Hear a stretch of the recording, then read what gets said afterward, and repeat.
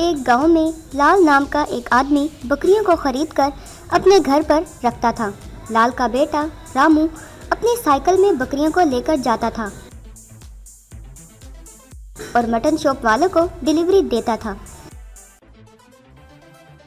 एक दिन रामू साइकिल पर अपनी बकरियों को लेकर जा रहा था।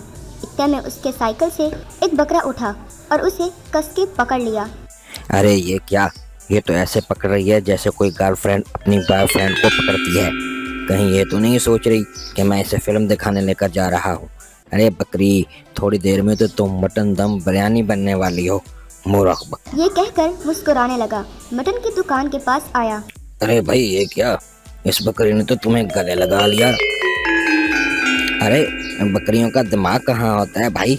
अरे ये तो कसाई पर ही भरोसा करते हैं, इसलिए इसने गले लगा लिया। चल उतर उतर उतर नीचे, कहकर उस बकरी को नीचे उतारा। उस बकरी ने रामू की तरफ बड़े प्यार से देखा और चिल्लाने लगी।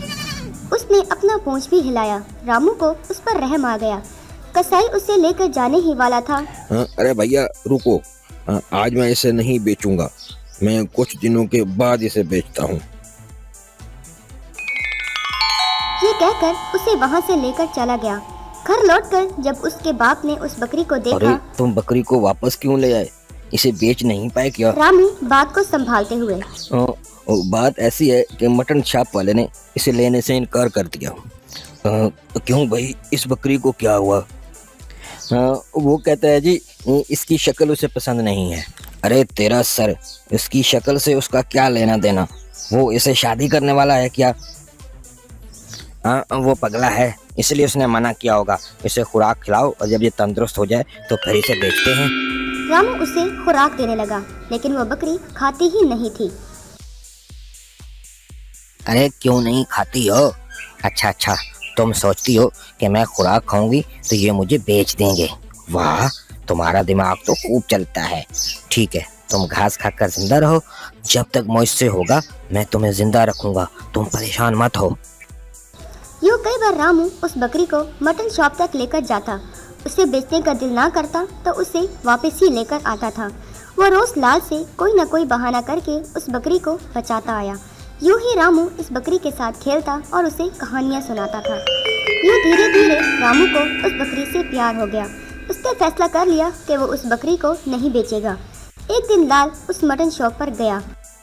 क्यों भाई, तुम्हारा दिमाग तो ठीक है। मैंने इस बकरी को कितनी बार तुम्हारे पास भेजा। मेरा बेटा कहता है कि तुम उसे खरीदना नहीं चाहते। इसका कान ठीक नहीं है, इसकी आंखें ठीक नहीं है, ऐसे बहाने बनाकर वापस भेज देते हो। अरे तुम इसका कोई ब्यूटी कंसल्ट करा रहे हो क्या? अरे चाचा रहने दो, मैंने कब मना किया। तुम्हारा बेटा रामू इस बकरी को रोज गले लगा कर लेकर आता है, बेचने का कहूँ तो बेचता नहीं है, इसमें मैं क्या करूँ? तब घर आकर लाल। अरे कम वक्त, ये कोई कुत्ता है क्या जिसे तुम प्यार से पालोगे? अरे ये बकरी है, हम बकरी बेचने का धंधा करते हैं बेटा, हम इन्हें पालते नहीं हैं। ऐसे बेचेंगे तभी हमारी रोजी रोटी चलेगी। पढ़ लिख कर तो तुम कुछ नहीं कर पाए। सोचा था कि तुम फैमिली बिजनेस को ही संभालोगे, लेकिन लगता है तुम हमें सड़क पर लाकर छोड़ोगे। चुपचाप जाओ, इस बकरी को तुरंत ले जाओ और मंटू को सौंप कर आओ। अगर आप चाहें तो मेरी तनख्वाह से पैसे काट लें, लेकिन मैं इस बकरी को नहीं बेचूंगा। हाँ मैं कह देता हूँ। अरे कम वक्त, तुम्हें तनख्वाह कौन दे रहा है? तुम्हें 2 वक्त का खाना देते हैं, ये भी बहुत ज्यादा है। रुको, मैं खुद ही इस बकरी को ले जाकर कसाई को बेच देता हूँ। ये कहकर वो बकरी के पास जाने ही लगा था। ठहरिए लाल जी, मैं एक जादुई बकरी हूँ।